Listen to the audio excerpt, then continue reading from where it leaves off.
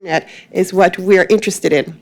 And there was a very specific intent that the internet at that time was not to be treated like the legacy telephone networks or like some utility, but rather the shared resource where the various stakeholders came together to decide both its operation, its future, its evolution, and as you see, shared principles, norms, etc.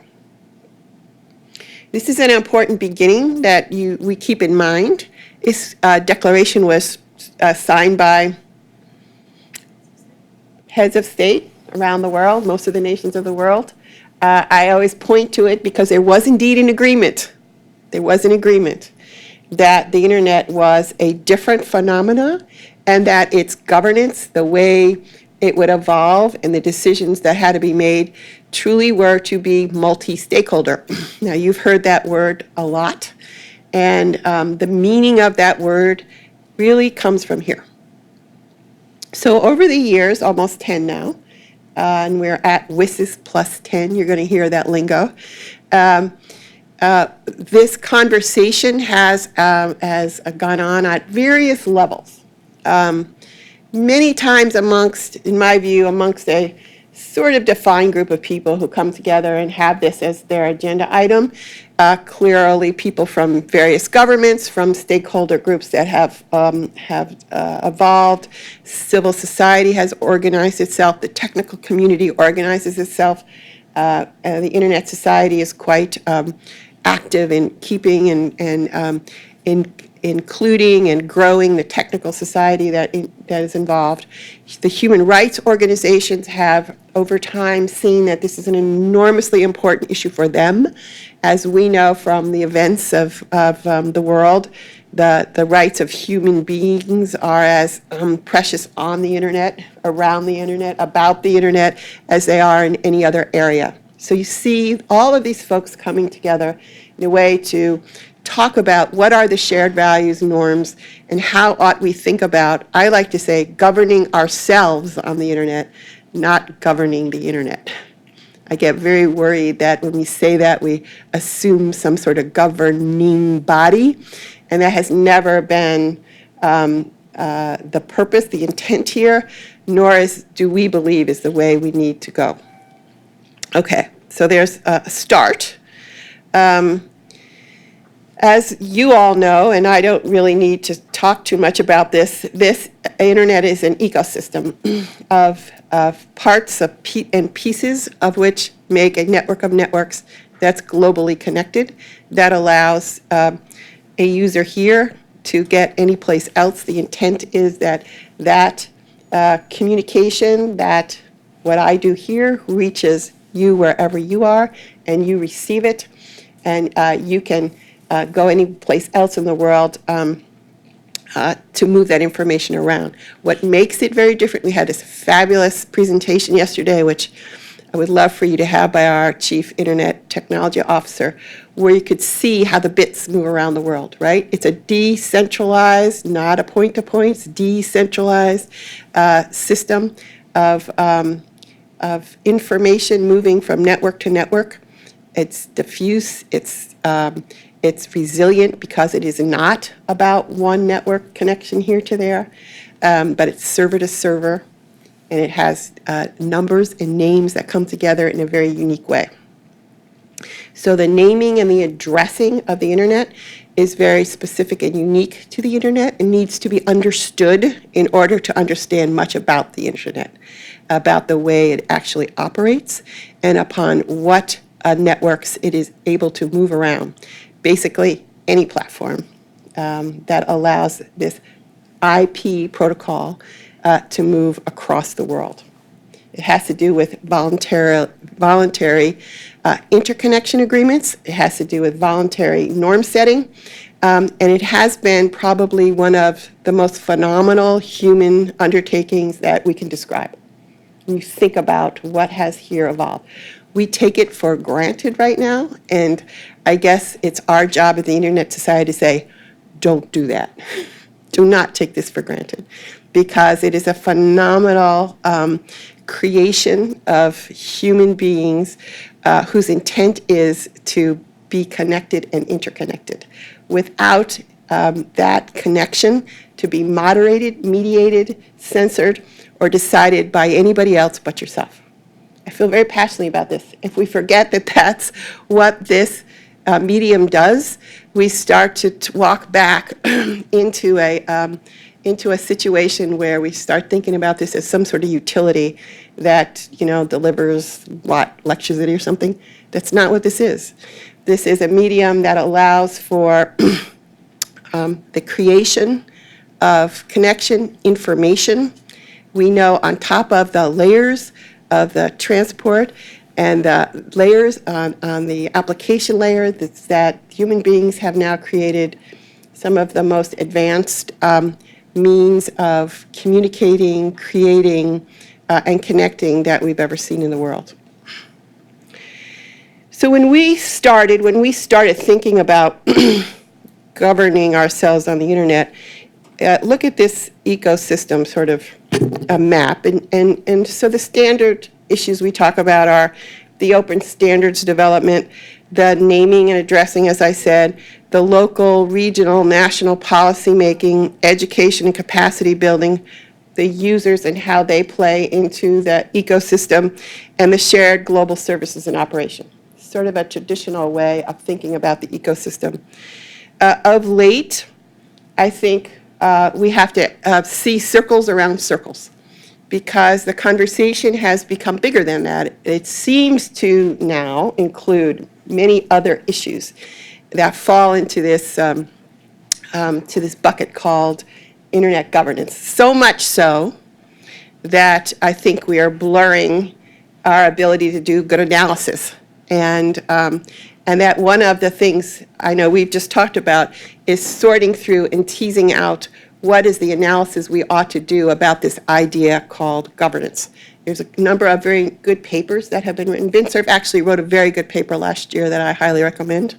That can be found, if not on our website, I think on the ICANN website, but certainly you can go into it and find Vint, and he will tell you and talk about how these layers, the technology layer, the social layer, and all of the kinds of issues that arise are really decentralized. They are many times local, and the need to deal with them has to happen at the place where they happen. And it's an idea about how we, sort of reflecting the technology itself, really need to address these questions. But what do you see happening?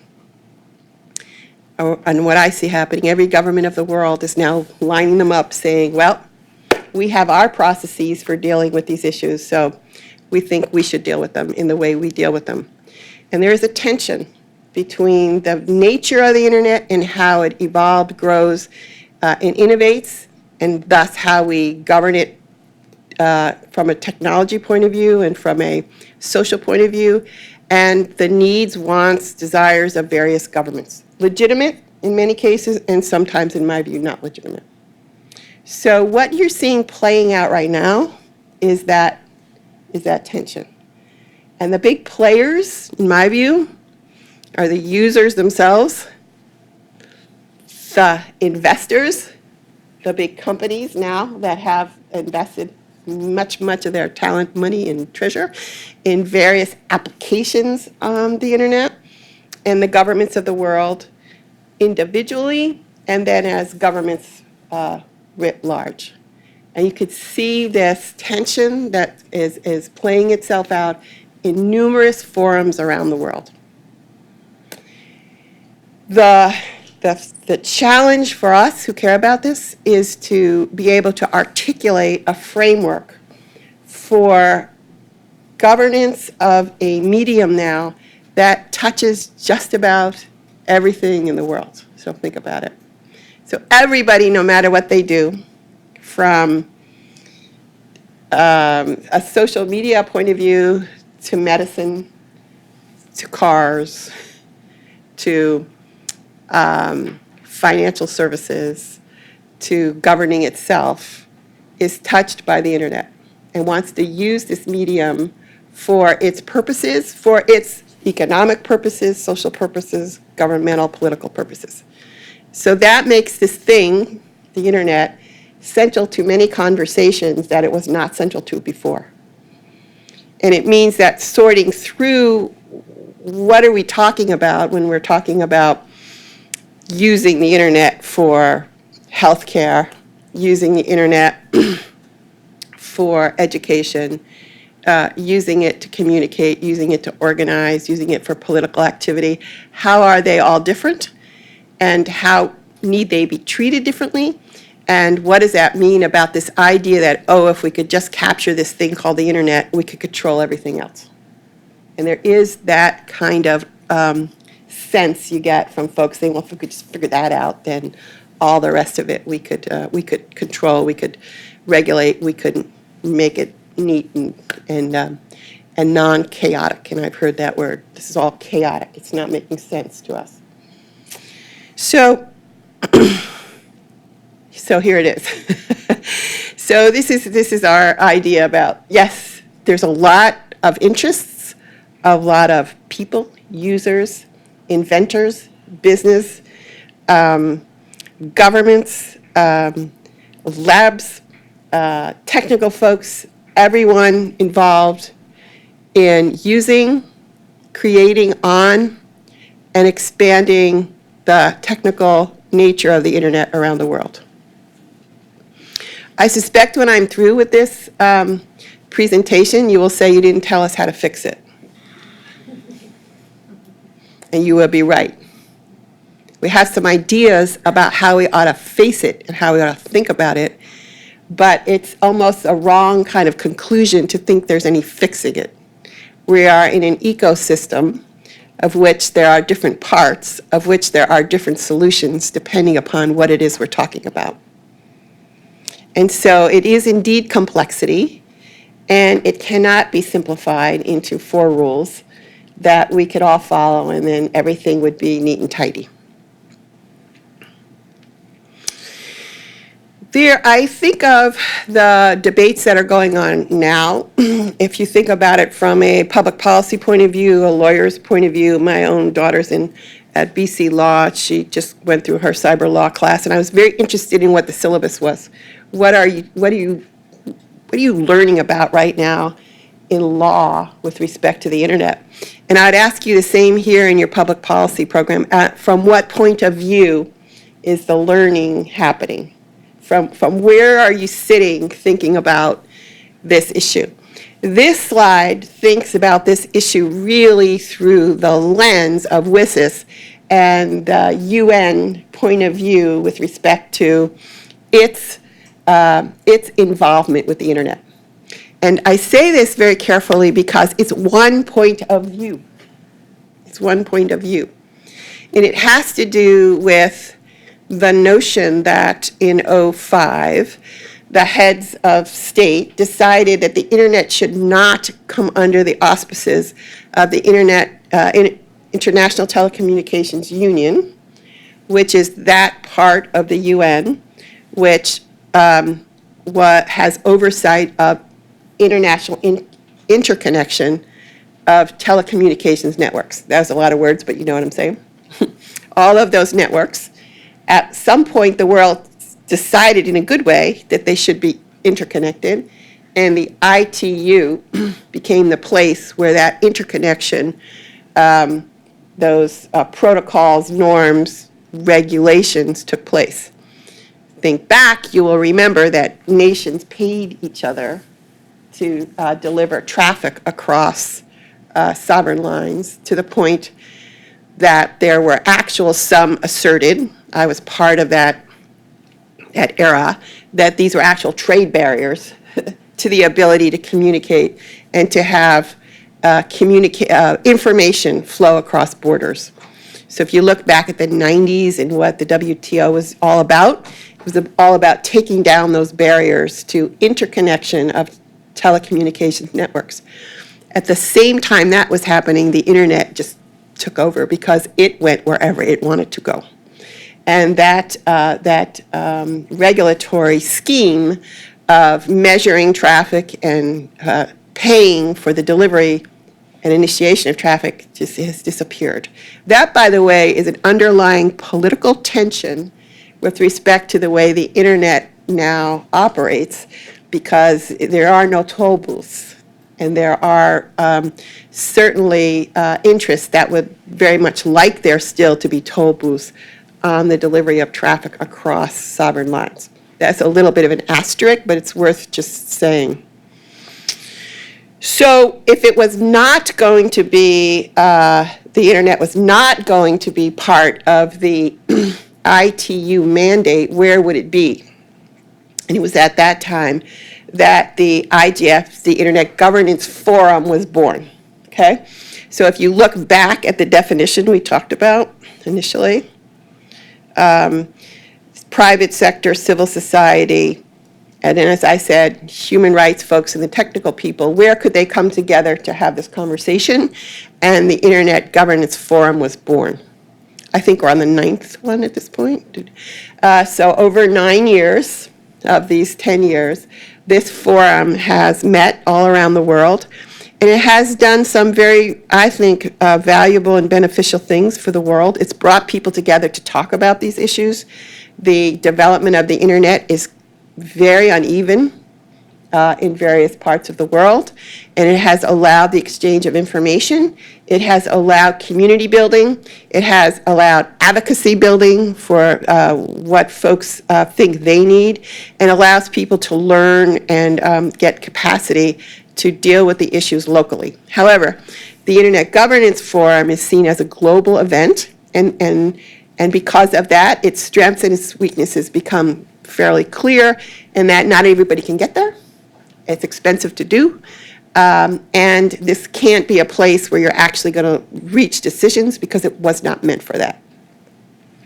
As that's gone on, very organically, regional IGFs have popped up all over the place. I think we count about 26 or to 30 right now, various regional kinds of forums that are of users, of business, carriers, and governments who are meeting around these issues.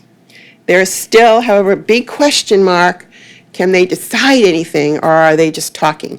And if they can't decide anything, shouldn't government do something? Our view is they're not supposed to decide anything. They're supposed to work out ways of going back and making decisions where the decision needs to be made. I think I just said this, that this is what has happened in this area. Meanwhile, the ITU did in fact think that it had some authority, or wanted some authority over certain aspects of the operation of the internet. There was a meeting 2 years ago in which the authority of the ITU, as determined by its member states, was the conversation that was happening. That was indeed a treaty conference. Can we all decide, as the nations of the world, if and how we want to regulate various parts of the internet? This is probably going to be in the textbooks as a seminal moment in the debate, in the universal debate in terms of governments about what the model should be. And the world split. And it split for, I think, various geopolitical reasons that are well worth trying to understand. This wasn't just about the companies that were involved. It was not just about the traffic that was involved. It was really about a worldview on the one hand, and about many of the nations of the world not having the internet and wanting the internet and wanting to get some help from government to get it. So you saw the split happen around lots of fissures that we could talk about at length. I was there at the time as part of the US delegation. Sally was there as the Internet Society delegation. Sally Wentworth is our policy director at the Internet Society, and the minute I stop talking, she'll help answer some questions. And it caused a lot of tension in the world as to how and what should happen, therefore, with respect to this governance issue. A lot of meetings, a lot of airline miles were accumulated in the aftermath of this meeting as to what's next. After, and we can talk more about that, after that, the other issue with respect to how the names and numbering and protocol parameters of the internet, that is the technical part of how the internet actually works and the traffic actually moves, got put on the table when the NTIA said it's time for the IANA functions, long story here we can talk about, be globalized, that this should be a global function and the U.S. should step back. This is a whole long 20 more minute piece that I won't get into. Some people might want to talk about it, but it has become a centerpiece of some of the arguments over who, what, and how the technical aspects of the internet ought to be governed. And thus it is important, and you will follow it in the national news, but it also is, if you are any place else in the world beside the United States, and particularly in Washington, the story is told much differently. So here it's about the U.S. giving up protecting the internet. Any place else in the world, it is about the rest of the world participating in the so-called governance of these functions.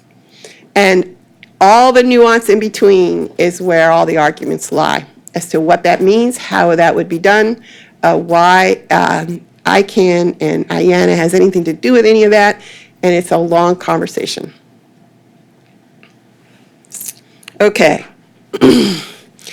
This calendar shows all of the various conferences and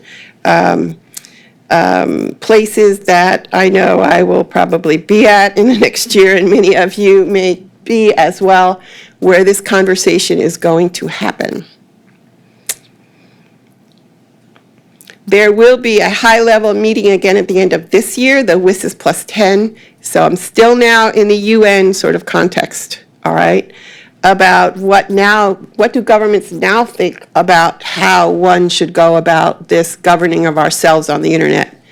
Will we keep the language that we had in 2005, or will there be movement to change the way the international community represented by the nations of the UN, how this ought to be done?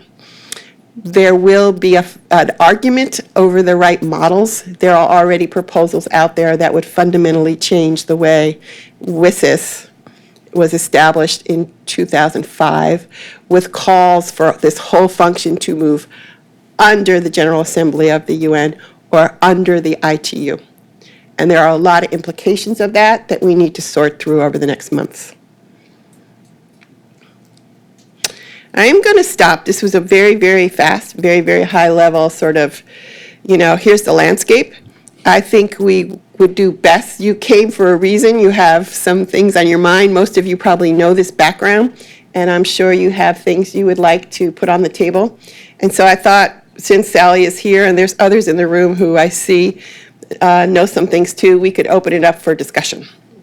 Is that okay? Good. Okay, I've got a mobile mic here, and so that your questions will be included in the recording. So please, if you raise your hand, and I'll bring you the microphone, and you can ask your questions. But make them questions, please. That means they should be relatively short and end with a question mark and your voice going up. All right. Nick, I know I can trust you. All right. And please, could you just introduce yourself, sort of where you're from or what your interest is? Yes, thank you. Thanks. I'm Nick Bonartas. I'm from the institute that organizes this talk. My question is that some nations follow a very different approach to the internet than we do, like the Chinas and the others of this world. How do they fall into this landscape? That is the landscape, isn't it? There is a different worldview depending on where you are in the world about how this internet should be governed. I find actually, I would ask others to see if they agree with me, that as you talk to various ministers around the world, various government officials, there is agreement about the benefits. On the benefit side, you find a lot of agreement. So let's take China. China is very much using the internet. It uses the internet inside its borders, but it very much sees the benefits of what it can do to connect its folks and for economic development. If you look at all of the recent speeches of the Chinese ministers, they are talking about the economic development of their people on the internet. That is not much different from what I hear in Brazil or what I hear in the US or the UK or Romania, right? So that part, it's very interesting. There's a commonality around the idea that this is of great use. I would go even farther that for a while, some governments thought that it was sufficient for that connectivity to happen within its borders, and it would be, that's fine, that's enough for economic development. I think there's now commonality of the view that this internet ought to be cross-border, okay? So that it's the fact that it is global that will benefit the economic development of any particular country. Now, where does the disagreement happen? The disagreement happens, in my view, as to what one particular sovereign state thinks it needs to do to regulate that activity for its own cultural, political aims. And that's where the tension lies, it seems to me.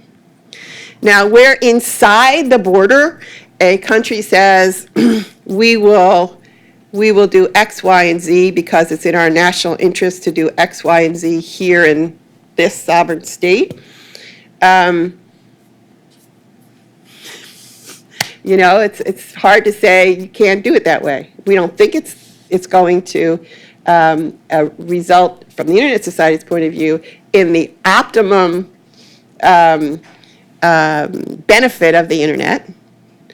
Where it gets trickier is when that sovereign state says the whole rest of the world should do it the way I do it, right? And that the controls, the regulations, the way it's done here should be done everywhere.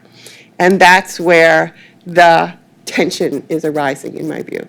That presents a much larger question about the nature of the borderless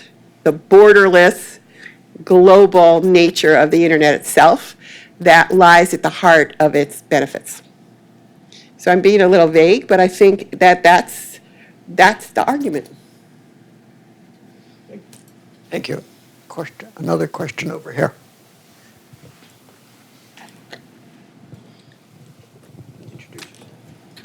Thank you. Esther Rimmer, now Shapiro Professor of International Affairs here at the Elliott School, and in a previous life, Assistant Secretary for International Organizations. I used to worry about U.S. policy at the UN. So I was wondering if we could talk a little bit more about WSIS plus 10 and what you see as what might be, let's say, the top 3 best things that could come out of it, and what you see are the biggest things to avoid. I thought we'd get this conversation going. She's my point person, so she got the right person. Since it's on the agenda for this year, kind of what you say, what could be the best, and what should we really, the most important things to watch out for? Sally. Thank you. Thank you. I'll come up here. Hi, thanks for the question. Hi, everyone. So as Kathy said, we have this UN Summit on the Information Society 2003-2005. Those of us who were there wrote into the provisions towards the end, we should review all this in 10 years, and thought many of us would be off doing something else. But here we are, and it's back. And 10 years is actually not that long a time when you think about it. And so in a natural course of things, the UN reviews its summit outcomes. So this is very normal part of UN process. Interestingly, whereas WSIS was really done out of Geneva with the technical agencies, the ITU, the World Intellectual Property Organization, UNESCO in Paris, it was very focused on the content of the summit. This review is happening in New York. It's happening in the General Assembly context, which creates a political layer over the negotiations that was there in 2003, 2005, but I think is going to be much higher. And of course, in that time, the internet has changed dramatically in people's lives, understanding, interaction. So what's the UN going to do with this now? And it's a big question. We know a few things, right? We know that this WSIS review will be tied to the UN's overall view of the Millennium Development Goals and the UN's view on sustainable development. So I think we should anticipate and look forward to, frankly, a robust discussion about the internet and development, about access, about the digital divide. Second, we know recently the UN has taken a very keen interest on online surveillance and the links to online privacy. There have been resolutions passed in this regard. I think we should expect a very robust discussion in the context of WSIS about privacy, about security, probably national security. It's going to be difficult, for the reasons that you highlighted in your questions about the differing governing philosophies and views on that. And then the third is this outlying question of the IGF. You saw Kathy's slide on the Internet Governance Forum. The future of the Internet Governance Forum is in question. The UN has to renew the mandate of the IGF. And that renewal of the mandate, I think, is going to be swept into the WSIS. And the result of that, I think, is really going to be an examination by the UN of how does the UN organize itself to deal with the internet. What's the role of these various agencies? What's the role of the General Assembly? Is something new needed? Do we need rules of the road? Do we need order? Do we need a treaty? There are countries saying we need to declare order on the internet. And we should do it at the United Nations, and we should do it with the governments of the world in the room, make a decision. And of course, this other model is the competing view of that. So it's only 3 days or so in New York, so they're not going to, boil the ocean, and they're not going to solve the world's problems. They're going to figure out what they can do. And what the UN typically can do is figure out what it does. How does it organize itself? And the answer to that question is going to have a profound impact on those technical agencies in New York, the ability of the operators and the technical community to do what they do, the implications for human rights, all of us, our free expression online. So a lot falls out of that answer and how the UN answers that. More questions? Judith Hellestein with ISOC DC. But my question is also for Sally, in leading up on that idea on building on the sustainable development goals and also the big push also by the ITU on Connect 2020 and the importance of access, and not only access, but as the ability to capacity building on what do we mean by access and how does access talk about what do we mean? So that's sort of. Yeah, go ahead, okay. All right, I'll go back. It's an important point, and this idea, our interactions with governments, really, people come to the Internet Society and they want to know about the Internet. That's very heartening. They want to know, how do they get more of it? It's rarely a conversation about how do we stop it. They don't generally come to the Internet Society for that. And so that's positive, right? And I think countries really do want to know how does this infrastructure grow? What are the policies that need to be in place? What's my role if I'm a government regulator or a ministry person? And what's the role of my private sector? And, can this benefit my country? How do I make my country part of the global information economy? So that's a big question, and I think in many ways the WSIS is something you can look forward to if that's the conversation we can have at the highest levels. Right? How do we get more of this technology deployed? How do we take down the barriers to interconnection? How do we function in a borderless environment and do it in a way that doesn't stop growth? And the ITU will have a part of that because there's a piece of the ITU that still works on development, of course, and the underlying network infrastructure growth. Obviously, mobility, and the ITU has a big conference very soon on radio and wireless, and that's going to be a huge contributor to the growth of access in the world. So these things all come together. You can't separate something out and say, go over here in a corner and talk about it without implications for everyone else. And I do think there's a lot of very positive things we can have a conversation about at the UN, even about development. The challenge and the trickiness, which you probably know very well, is that development discussions can also have a more protectionist element to them. How do we, create regulations that protect one group over another? And those are things that we would, of course, want to avoid in any negotiation or discussion of trade. I think we really should look at it as the capacity element. And it's a very real piece for a huge portion of the world still. So we have these existential debates about, they're not existential, but serious debates about lots of very complex things. We need to not lose sight that there's a whole group of people that still don't have access to this at an affordable rate. So let me ask a question. You just mentioned trying to give sort of equal access to people all over the world. One of the major concerns of policymakers in this country and in Western Europe and probably elsewhere has to do with the use of the internet by groups that want to disrupt society, i.e. terrorist groups. Does the Internet Society or do any of the governing structures of the internet, if I use that term advisedly, have anything to say about this? So here's where we get into trying to parse some things. If it's a crime off the internet, maybe it should be a crime on the internet. If you're going to commit some behavior that the government, the society says is criminal, and you do it on the internet, you are going to find that governments are going to say we should be able to go after that behavior. Full stop.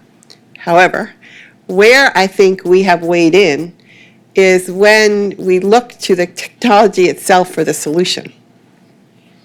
So that we decide that we should use the way the internet actually operates to achieve our objective.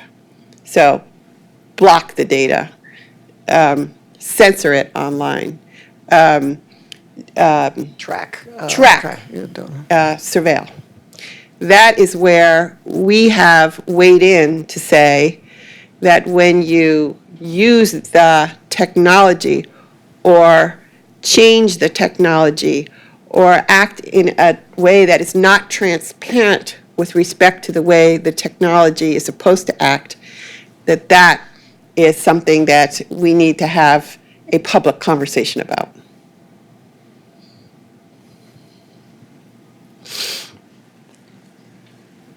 Okay, you, and then you. Okay. Hi, I'm Michelle Can. I'm an alumni here. I work on nuclear security issues, and we do a lot of governance, and we try to look at what other fields are doing. So I don't have a lot of the background on this, so I'm going to ask a pretty simple question. In your view, or in the Internet Society's view, is the UN even the right place to be addressing these issues? Or are we just kind of, square peg, round hole on this? Thank you.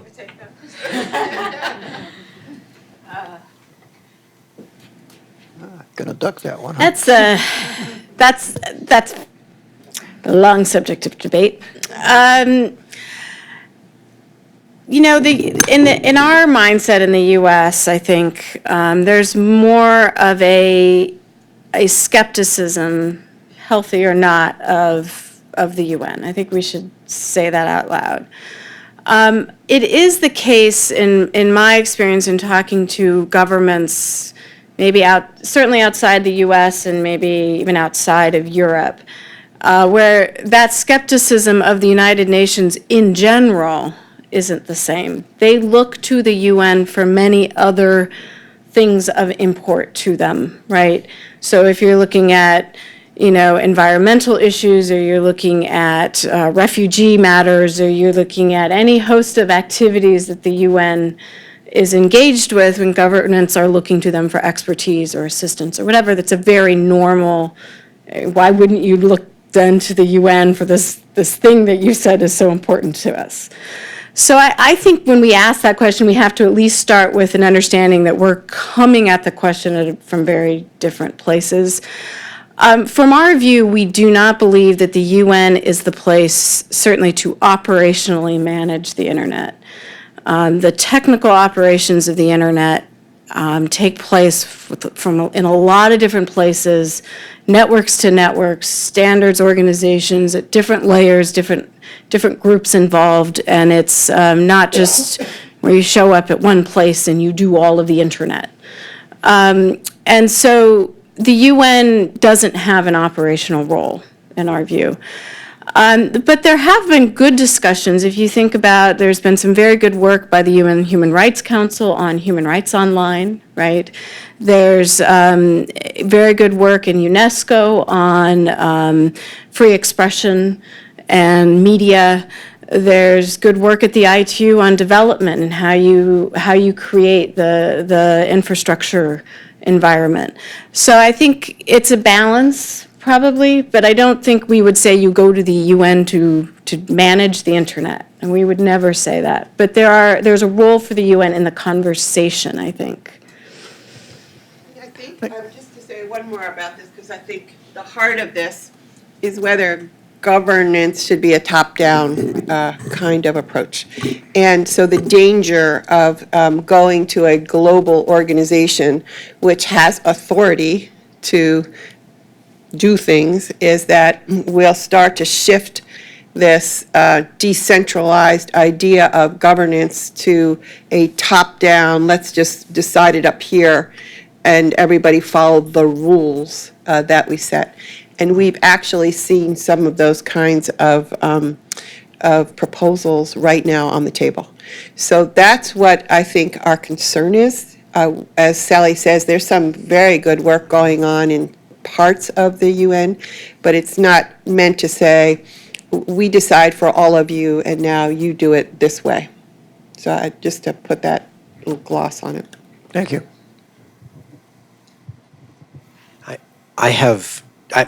Scott Smith, I'm from the Department of State.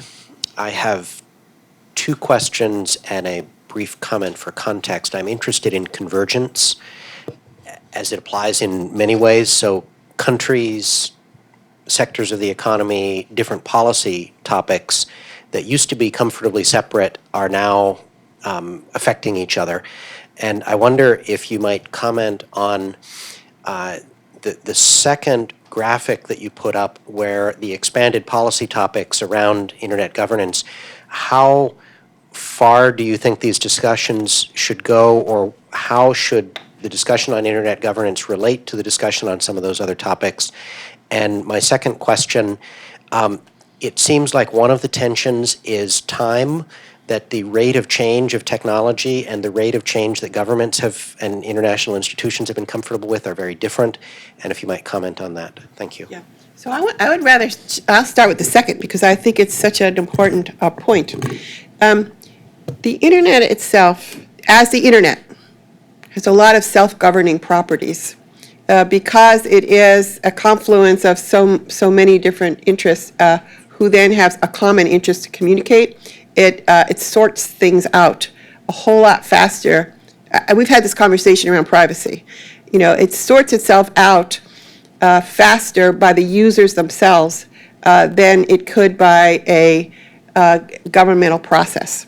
That doesn't mean that there's not sort of places where norms start to evolve so that people are working within a framework, but you've seen that happen over the last years, that those things are so fast that government processes just cannot keep up with them.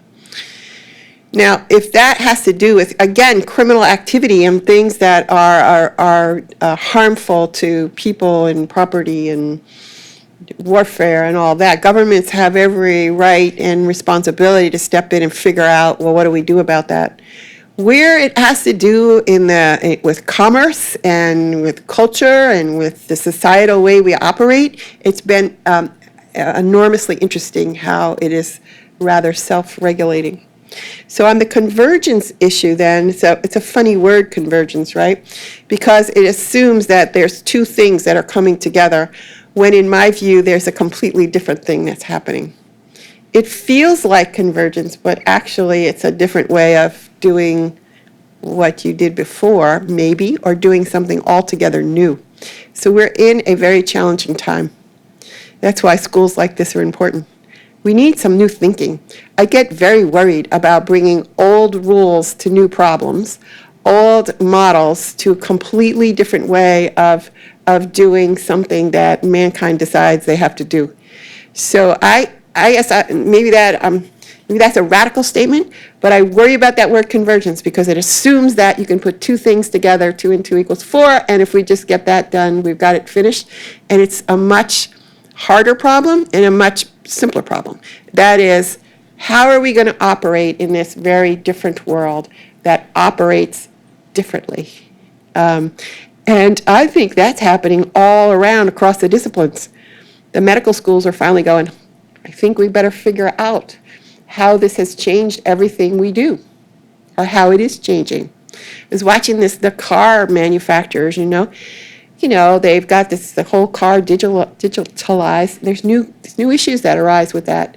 There's all kinds of benefits and all kinds of other issues. Now, is that a convergence or is that a very new thing? So I think that this is a time when actually the intellectual capital of our various thinkers around the world, and we try to converge them because, by the way, the cultural differences as to how you think about this are enormously important when we're talking about a borderless medium. That makes it another question, yes? So, again, I said I would disappoint you if I thought I had an answer. I think I have a lot of questions, and I think that the way that we get at it, if we go, so I said, we take it from the UN point of view, there are processes, procedures, papers, all that stuff is going to get done just like it always got done. I am dubious that in the end, that is going to be the way we're going to figure out our way forward. Okay, we've got time. A lot of So where do you forested do this? hands there. Sorry. Which one's it? We're running up to our time limit, and we have refreshments for you outside, so that might be an incentive to keep these questions short. I'm happy to stop. We'll take 2 more questions. Okay, and this won't be lunch, by the way, but it'll keep you from starvation for the next few minutes anyway. All right, well, I see 4 hands. I'm going to have to, I don't know about this, we'll see. Random. Thank you. Gavin Mathis from K&L Gates. I was kind of curious about your take on K&L Gates law firm, about the transition of the IANA functions from NTIA to ICANN. Just kind of what do you think conversation should be between now and when that process hopefully or might come to a conclusion in September or so? Just what do you think kind of in the intergovernance forums, what should be the discussions, what should we be looking for, what questions should be raised about that so those functions don't fall into the wrong hands of Russia or China or someone like that? Well, I think the first job is to get it properly defined what we're talking about, and I'm afraid that it's gotten very hazy as to what it is, and it's very specific. There's very specific functions that are the IANA functions.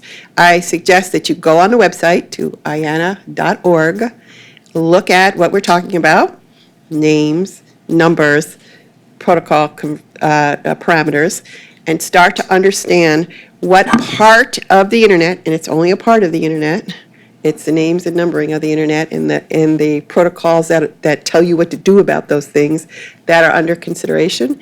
Those have been a technical function all along. They operate well. They have policies and procedures that are well understood. And the first thing we have to do in this conversation is know what we're talking about. And then from there, have a conversation about what are we talking about with respect to risks? Are we talking about a technical risk or a political risk? And then we have to figure where we figure those things out. So I do think the analysis has got to get clearer and crisper.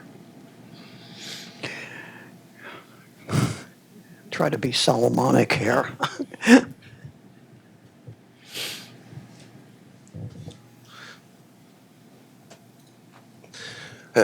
Shelley Blake Pluck from Yet Analytics. I'm going to ask the science fiction question, which is sort of in the internet ecosystem, as it's up here, especially naming users, education. What kind of influence, concerns, expectations, et cetera, does the Internet Society have for the future relationship between AI and internet infrastructure? AI. Oh, we're going way far off my expertise area for today's discussion. I mean, I think it's going to be something we got to think and talk about, right? But I don't know that that's not a conference all by itself.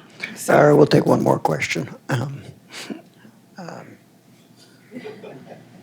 Oh, there's two. You can go fast. Oh, there's three. All right. Hi, my name is Evan Thompson. I'm a student here at the Elliott School. A lot of this discussion seems, I guess, central to the idea that everything is decentralized. But it would seem, from my perspective, which is not, I'm sorry if this question is very ignorant to everybody else in the room, but that in effect the internet is not necessarily as decentralized as in theory we'd like to say it is. For example, if Google goes down, that's going to dramatically affect everyone's life in here in a very terrible way. That would not be true of most other websites. So my question is this, I guess, more of like an ought versus is debate of the way it's going forward, of the way the internet we'd like it to be versus the way it's actually working?